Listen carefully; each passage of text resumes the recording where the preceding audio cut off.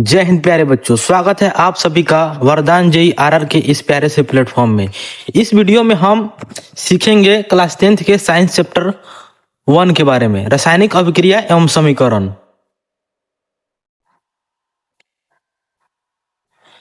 रासायनिक अभिक्रिया क्या होती है? जब एक या अधिक पदार्थ आपस में अभिक्रिया करके नए पदार्थ का निर्माण करते हैं तो इस प्रक्रिया को रासायनिक अभिक्रिया कहते हैं। एग्जाम्पल, उदाहरण के लिए जैसे मैग्नीशियम और ऑक्सीजन आपस में क्रिया करके मैग्नीशियम ऑक्साइड बनाता है। Mg+O2 मिलके MgO बनाता है। ओके, रासायनिक अभिक्रिया के संकेत।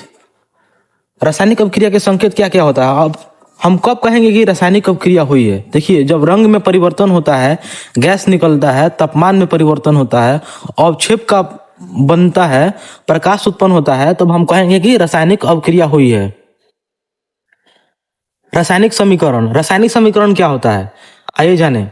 रासायनिक अभिक्रिया को प्रतीकों और सूत्रों द्वारा संक्षिप्त रूप में व्यक्त करने को रासायनिक समीकरण कहते हैं। एग्जाम्पल, हाइड्रोजन ऑक्सीजन से अभिक्रिया करके जल बनाता है। हाइड्रोजन का संकेत H2, ऑक्सीजन O2 अभिक्रिया करके H2O बनाता है। ओके, रासायनिक समीकरण लिखना। स्टेप 1 सीखेंगे हम रासायनिक समीकरण कैसे लिखा जाता है। हाइड्रोजन ऑक्सीजन से अभिक्रिया करके जल बनाता है। हाइड्रोजन का संकेत H2, ऑक्सीजन O2 आपस में अभिक्रिया करके H2O बनाता है। अब समीकरण लिखने को हम सीख लिए, इसके बाद हम समीकरण को संतुलित करेंगे। समीकरण संतुलित करना क्यों आवश्यक होता है? द्रव्यमान संरक्षण के नियम के अनुसार समीकरण को संतुलित करना आवश्यक होता है।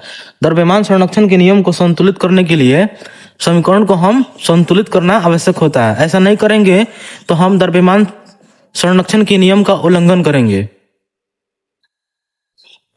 समीकरण को लिखने का महत्व। समीकरण लिखना क्यों महत्व होता है? संक्षिप्त जानकारी मिल पाता है, लंबे विवरण को छोटे रूप में प्रस्तुत करता है। समीकरण लिखेंगे तो लंबे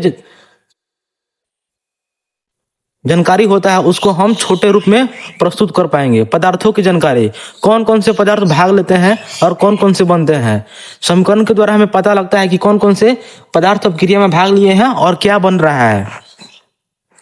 समीकरण लिखने का महत्व। पदार्थ की मात्रा, कितने अणु या मोल अभिक्रिया में भाग लेते हैं। इससे पता चलता है कि अभिक्रिया में पदार्थ के कितने मोल और अणु अभिक्रिया में भाग लिया है। सरल संचार, दुनिया भर के वैज्ञानिक एक ही भाषा में समझ सकते हैं। भौतिक अवस्था के संकेत। सॉलिड जिसे S से दिखाते हैं हम ठोस बोलते हैं। द्रव्य लिक्विड जिसे L से दिखाते हैं। गैस जिसे G से हम लोग रिप्रेजेंट करते हैं। जलीय विलयन एक्वस सॉल्यूशन जिसे AQ से हम दिखाते हैं।